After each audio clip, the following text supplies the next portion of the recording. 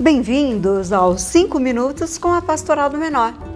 Hoje teremos o segundo módulo do Sistema de Garantia de Direito e o papel do Ministério Público, com o Dr. Eduardo Dias, professor da PUC na área de Direitos Humanos, Infância e Juventude. E hoje o Dr. Eduardo atua como Procurador de Justiça. No programa anterior, o Dr. Eduardo trabalhou a conjuntura do Ministério Público na legislação, na Constituição Federal.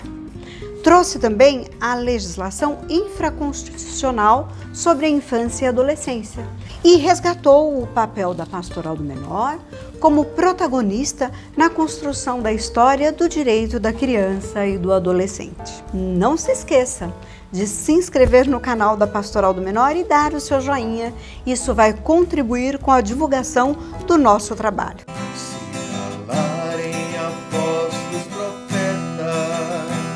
As pedras falarão, se fecharem os poucos caminhos, 1000 trilhas nascerão. Muito tempo não dura a verdade, nessas margens estreitas demais. Deus criou o infinito pra vida ser sempre mais. Assim, dessa maneira, nós tivemos a oportunidade de ver operando um sistema que efetivamente veio depois de 5, 6 anos a ser englobado na resolução 113 do CONANDA, a chamada resolução que fala sobre os parâmetros para a institucionalização e fortalecimento do sistema de garantia de direitos de crianças e do adolescente.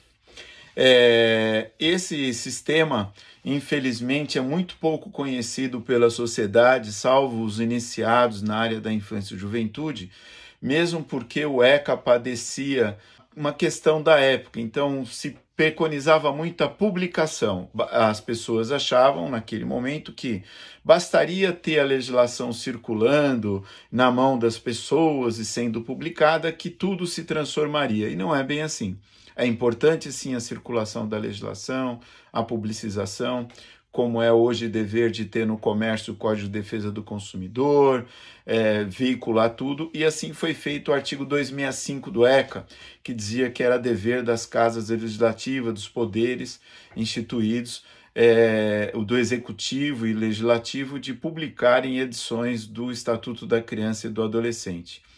Somente em 2016, por ocasião da aprovação da lei sobre primeira infância, que nesse aspecto foi bastante positivo, assim como os direitos materiais garantidos, reforçando o artigo 7º e 8º do ECA, passa a existir, então, o dever de publicizar o funcionamento desse sistema de garantias, que é o artigo 265-A. À época, nós não tínhamos isso muito claro, nem existia essa resolução CONANDA 113, mas na prática o que aconteceu foi isso, tanto na área de promoção, de proteção e de defesa de direitos. O Ministério Público, dentro dessa normativa 113, está lá alocado no artigo 7º, inciso 2, dentro do sistema de defesa de direitos.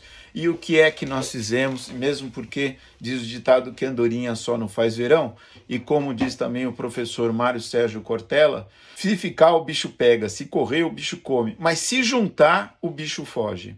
E o bicho é essa cultura autoritária, essa cultura de segregação, que nós rompemos com a Constituição de 88 e com a legislação de 1990, que foi o ECA, inspirados tanto o dispositivo 226, parágrafo 6º, e o 227, 228 e 229, inspirados na Convenção Internacional dos Direitos da Criança, que demorou sendo debatida na ONU desde 1950, da década de 50, desde 59, desde a Convenção dos Direitos da Criança.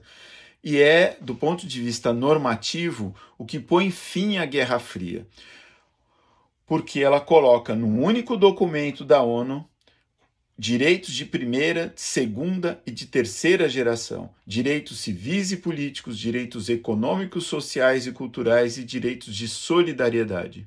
E cria um único sistema de garantia e de fiscalização desse sistema de funcionamento. Lembrando que os dois grandes pactos da ONU, direito civil e político, é um documento, direitos econômicos, sociais e culturais é um outro documento, ambos aprovados no mesmo ano, na mesma Assembleia da ONU. Um fruto da Guerra Fria, um que seria o mundo do capitalismo, chamados direitos civis e políticos, e o mundo do chamado bloco socialista, o mundo dos direitos econômicos, sociais e culturais. Só que o direito à educação, por exemplo, está no Pacto dos Direitos Econômicos, Sociais e Culturais. E o direito à liberdade está no Pacto dos Direitos Civis e Políticos. Como é que eu vou fazer educação sem liberdade? Eu posso ter treinamento, lavagem cerebral, mas não é educação. E como é que eu vou fazer a participação política que está nos direitos civis e políticos com pessoas não educadas, que não saibam ler, ou que sabendo ler não sabem entender o que leiam, que são os chamados analfabetos funcionais?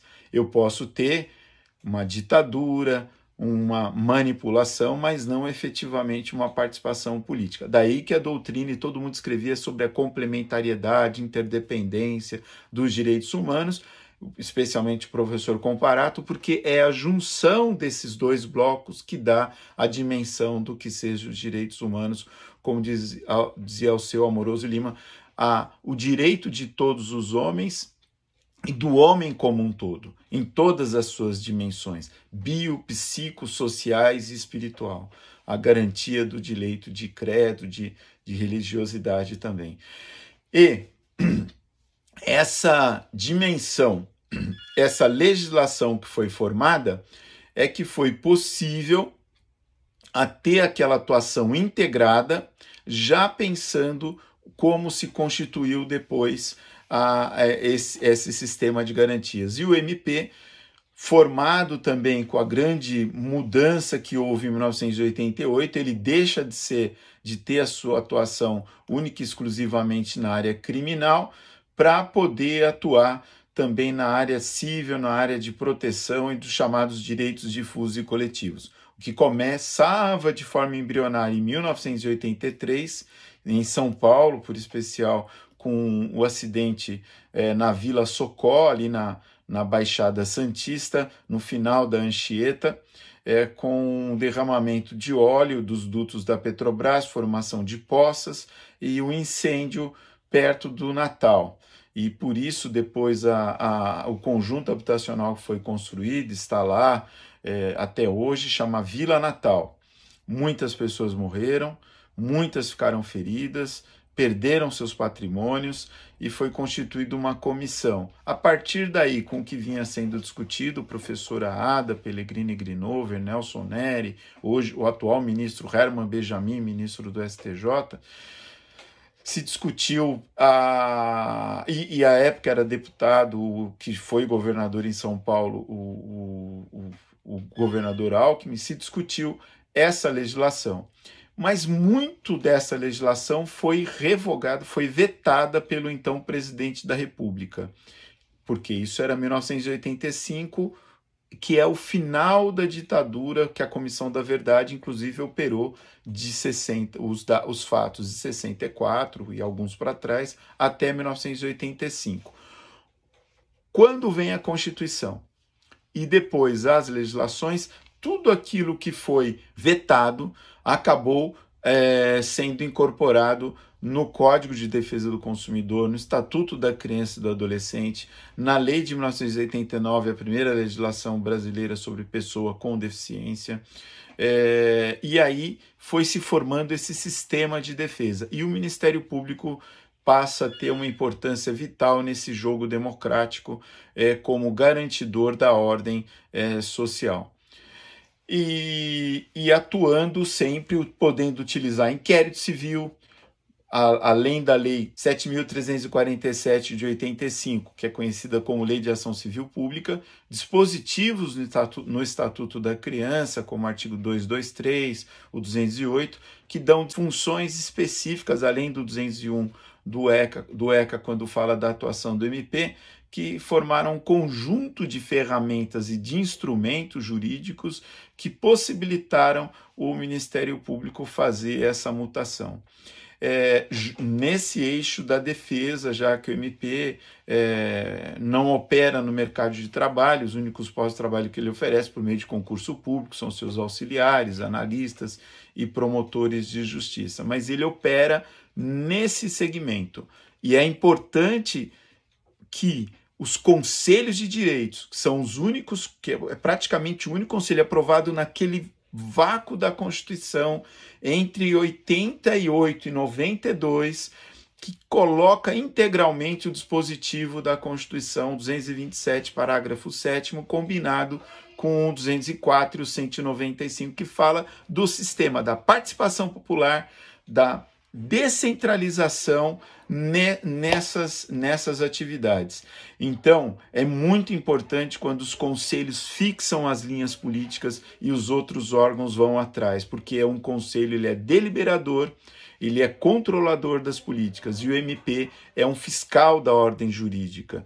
E essa conformação do critério de conveniência e oportunidade do poder público, ele já passa por esse filtro dos conselhos. Por isso ele existe no plano nacional, nos estados e nos municípios. E por isso, talvez, infelizmente, quem não gosta de democracia, um dos primeiros alvos que foi feito nos últimos 2 anos foi o ataque ao CONANDA, que foi rechaçado por todos, porque é muito importante, assim como a rigidez do sistema para esse funcionamento harmônico entre os poderes é a garantia da identidade e da função de cada um. Muito obrigado. Num outro momento voltamos a falar. Agradeço novamente por esses 5 minutos com a pastoral e agradeço a Sueli e a toda a sua equipe. Muito obrigado mesmo.